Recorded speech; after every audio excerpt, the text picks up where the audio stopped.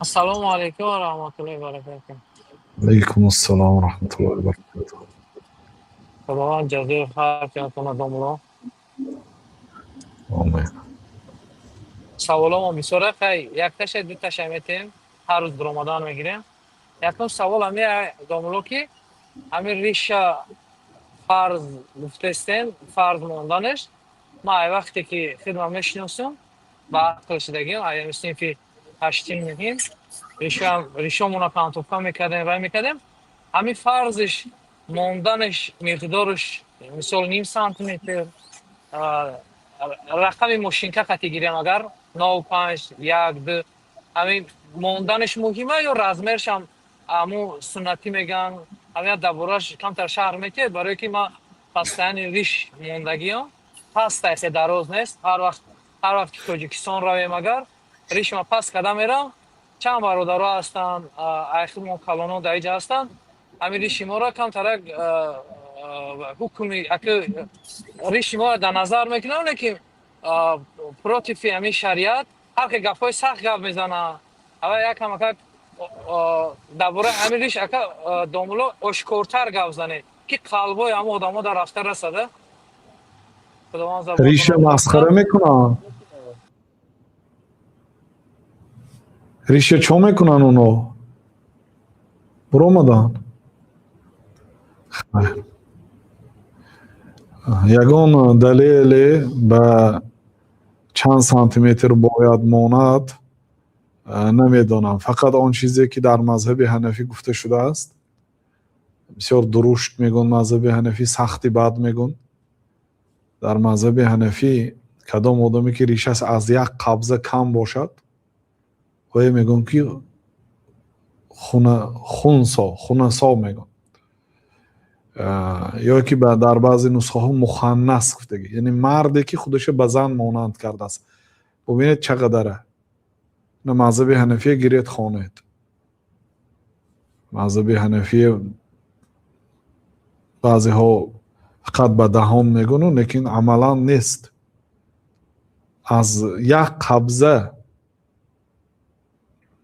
بالاترش اگر زند وای مخنث است میگن، یعنی مردی که خودش به زن مانند کرده است. این در مذهب حنفی. دیگر مذهب ها در مسئله قیچی زدن مسئله خلافی هست. بعضی علما میگن که قیچی زدن هم مثل تراشیدن است، لیکن این قول به قوت نیست. به هر حال برای چی؟ برای آنکه عقل هم از روی عقل هم از روی نقل هم قیچی زدن از تراشیدن فرق میکند و پیامبر صلی الله علیه وسلم لعنت کردن مردهایی که خودشون به زنها مانند میکنن. بنابراین بعضی علما گفتن که آدمی که ریش دارد اگرچه پست است این از همین حدیث میبرد، این لعنت به گرفتار نمیشه، برای اینکه خودش به زنها مانند نکرده است. روش سیاه هست، یعنی روش سیاه ریش دارد. و یک قاعده دیگر است که در عرف ریشدار گویند. مثلا فرزندتان گفت که پدر امروز شما یک کس کافته آمد شما نبودید، شما کی بود؟ او میگه که آدمی ریشدار بود. یعنی مردم یک مرده که ریشدار، یک جوانی ریشدار گوید، همین آدم یعنی فرض به جا آورد.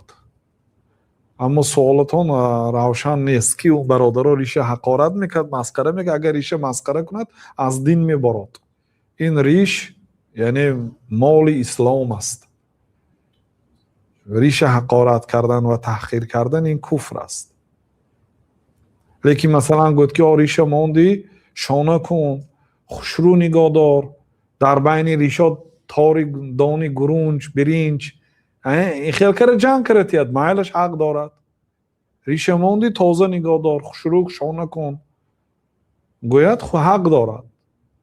یعنی شخصا شما جنگ کرده صدای باشد مثلا یا کسی نفره که ریشه مانده است بی آداب در کوچه مراجن خوران رفته ایستاده است، ریشی کلام کدید که در تنش ساله، در سرش ساله، در ریشی بلند ماندگی.